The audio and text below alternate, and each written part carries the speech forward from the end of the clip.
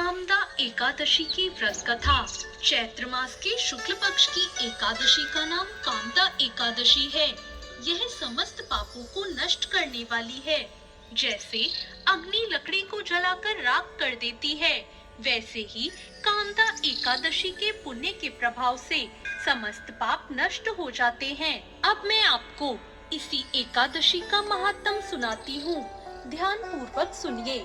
प्राचीन समय में भागीपुर नाम का एक नगर था, जिस पर पुंडरीक नाम का एक राजा राज करता था।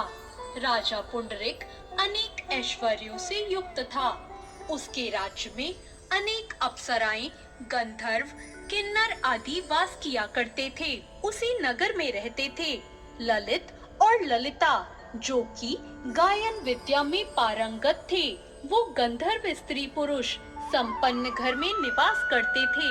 दोनों में इतना प्रेम था कि अलग हो जाने की कल्पना मात्र से ही वो व्यथित हो उठते थे। एक बार राजा पुंडरीक गंधर्वों सहित अपनी सभा में विराजमान थे। वहाँ गंधर्वों के साथ ललित भी गायन कर रहा था। उस समय उसकी प्रियतमा ललिता वहाँ उपस्थित नहीं थी। गायन करते करते अचानक उसे अपनी प्रियतमा ललिता का ख्याल आ गया, जिसके कारण वो अशुद्ध गायन करने लगा। नागराज करकोटक ने राजा पुंडरीक से उसकी शिकायत कर दी। इस पर राजा को भयंकर क्रोध आ गया और उन्होंने क्रोधवश ललित को श्राप दे दिया। अरे नीच, तू मेरे सम्मुख गायन करते हुए भी अपनी स्त्री का स्मरण कर रहा है, इसलिए तू नरभक्षी दैत्य बनकर अपने कर्म का फल भोगेगा। ललित गंधर्व उसी समय राजा पुंडरीक के श्राप से एक भयंकर दैत्य में बदल गया और उसका मुंह विकराल हो गया।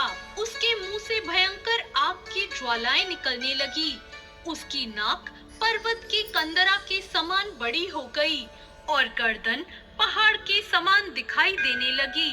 उसकी भुजाएं 2 योजन लंबी हो गई। इस प्रकार उसका शरीर बहुत विशाल हो गया। राक्षस बन जाने के बाद वो बहुत से दुख भोगने लगा।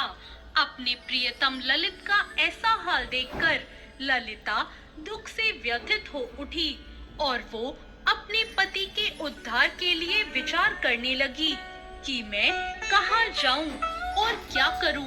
राक्षस बनकर ललित घोर वनों में रहते हुए अनेक प्रकार के पाप करने लगा। उसकी पत्नी ललिता भी उसके पीछे पीछे जाती और उसकी हालत देखकर विलाप करती। एक बार ललिता अपने पति के पीछे पीछे चलते हुए विंध्याचल पर्वत पर पहुंची। उसने वहां श्रृंगी मुनि का आश्रम देखा।